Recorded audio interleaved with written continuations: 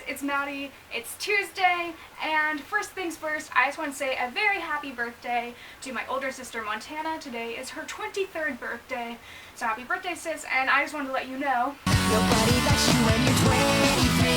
So I haven't seen you guys since last year. I'm so funny. 2016 was a pretty hard year for a lot of people, myself included, but instead of focusing on all of the bad things that 2016 brought, I thought today I could just kick off 2017 by listing some of the reasons that 2016 wasn't such a bad year. I like to think of myself as an optimistic pessimist. 2016 was a really hard year for me for a variety of reasons, but that's not to say that good things didn't happen to me. So instead of focusing on all the bad, I just want to focus on spreading some of the positives with you all, so that we can start 2017 on a better note than 2016. The first good thing that happened to me in 2016 was that I finally moved to my dream place. I wanted to live in Southern California for so long, and so in January I moved to Orange County, and I love it so much. I'm so much happier living there. I live in a city called Fullerton now. I lived in Sacramento for a little while, and Sacramento is really close to my hometown. I feel less homesick in Fullerton, which is over 300 miles from home, than I did in Sacramento, which was only about 80 miles from home. So I feel like I finally found the place where I belong. Number two, I finally figured out what it is I want to do with my life. I have been studying psychology for a few years, but I haven't really known what direction I want to go in after I get my degree. But then this summer I decided that I want to be a school psychologist, and so knowing what I want to do with my life has given me so much optimism and hope for the future, and I just feel so accomplished now that I know what it is I want to do post-grad. Number three, I started putting myself first. I have a tendency to put others before me, and so this has taken a bit of a toll on my mental health as well as my happiness, and this year I decided that I was going to start putting myself first and putting my own wants and needs and interests before others sometimes. I still do care about other people, but caring about myself has made me really happy this year. Number four, I wrote 3 complete drafts of a novel. I made a video about this last week about how I finally finished the 3rd draft of my book, Until We Meet Again, but I actually wrote 3 drafts in the year 2016, which was huge. I started the 1st draft in 2015, but finished it in 2016, and then I wrote 2 more drafts, and I started editing the 3rd draft pretty hardcore, and will be working shortly on the 4th draft, and maybe 2017 or 2018 will see me actually being published, which has been like my lifelong dream. Number 5, I am a huge hockey fan, so in 2016 I got to see the Stanley Cup playoffs live. If you don't know, the Stanley Cup is kind of the hockey equivalent of the Super Bowl. What made this last Stanley Cup so cool is that my favorite team, the San Jose Sharks, actually made it to the Stanley Cup Finals for the first time ever. So I got to see the last game of Stanley Cup playoffs in San Jose, and the Sharks did end up losing to the Pittsburgh Penguins, but it was still so cool to be there at their first Stanley Cup final. It was incredible, and I had such a good time even though they lost, and I would love to be able to do that again in the future. The Sharks have been doing really well this season, so maybe this year, 2017, I'll get to do it again. Number 6, this is sign language for 6, in case you couldn't figure out that I was doing sign language for all the other numbers. Number 6, I joined a sorority, and on that note, I became secretary of my sorority. Joining a sorority is something I wanted to do since I was a freshman in college, and now I'm a junior and I finally have done it.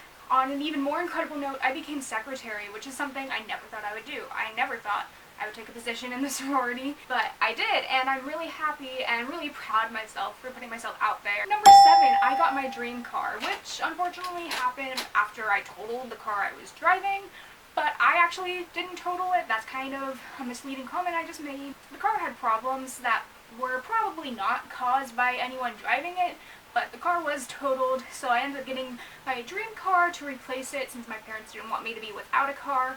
So now I own a 2010 Volkswagen Beetle, and I love it. Its name is June. I'm going to put my sorority letters on the back, and it is just so cute. I've got like little flowers next to the steering wheel. I get comments all the time from people saying things like, this is the cutest little bug I've ever seen, and I'm just really happy with it. Number 8, I took my mental health into my own hands, which leads me to number 9.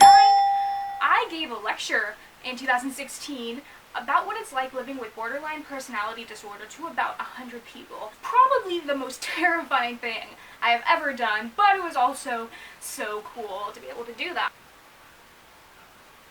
out my dad was coming. It was for my abnormal psych professor's class. She brings in guest speakers who have mental illnesses to talk about whatever subject we're talking about. So when we were talking about personality disorders, I offered to speak about what it's like to have borderline personality disorder.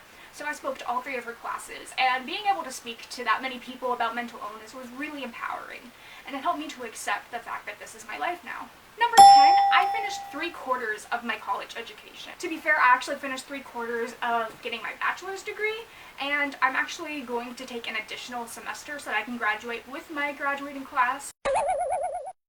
So if you're looking at it in that sense, I haven't quite finished 3/4 of my degree. In my class standing with the number of units that I've completed, I have finished 3/4 of my education, and I actually got an email the other day that I can apply for graduation now, which is terrifying but so exciting that I actually got this far in my education. Number 11, I got to go to Disneyland a lot.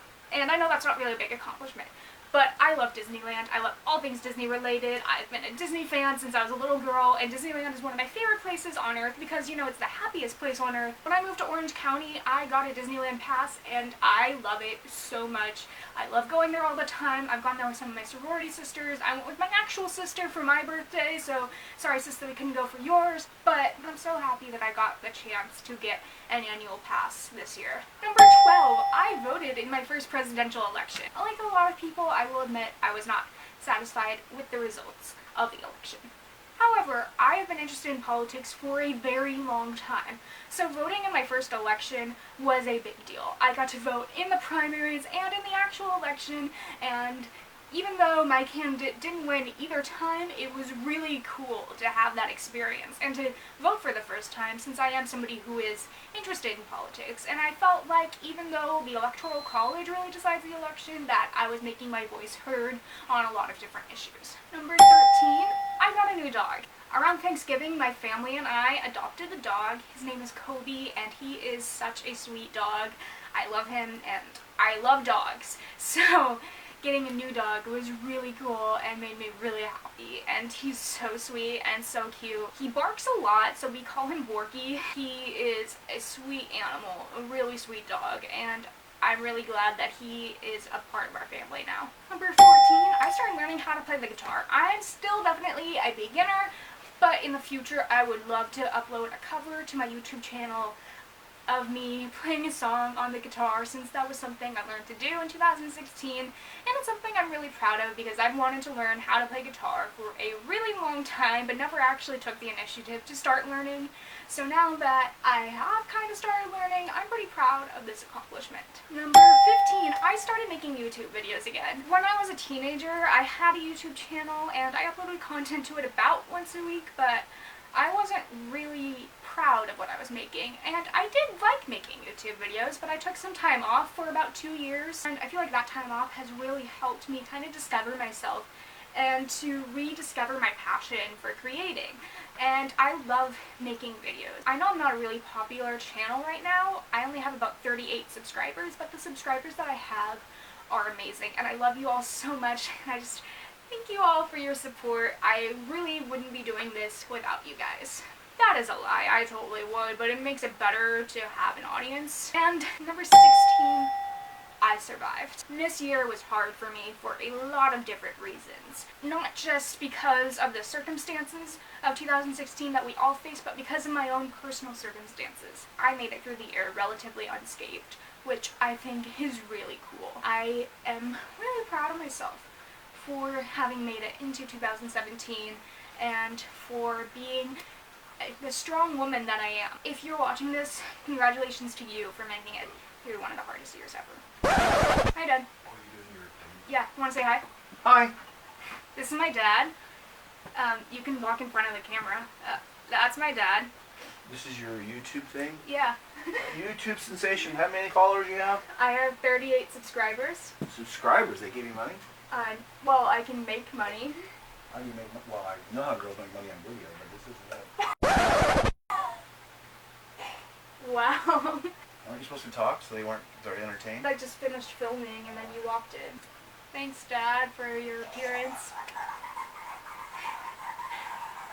This is what happens when you film at your parents' house. So before I end this video, I just want everyone to meet my new baby puppy named Kobe. He is at least part black lab. He's very smart and is a very sweet boy. He knows tricks and he loves attention and cuddles. He's a bit violent. He has destroyed a lot of his toys, like this one. He ripped his butt open. And there's some stuffing all over the floor. And then let's also say hi to Buster, our fat boy. Buster Posey. Hey. Hey, sweetie. Unfortunately, we adopted Kobe after one of our beloved dogs, Shadow, passed away in about October. Here we've got Shadow's ashes, and my sister got my dad this picture of Shadow as a Christmas gift. So we'll definitely always remember him. He was a very sweet dog, and Kobe is definitely not replacing him, but he did kind of help numb the pain a little bit of losing our dog. Like right here is a big thing of stuffing. Kobe, sit. Kobe, sit. We're never gonna be YouTube famous if you don't sit. What do you have to say about that, Odie? Kobe, sit. Kobe. Kobe, speak.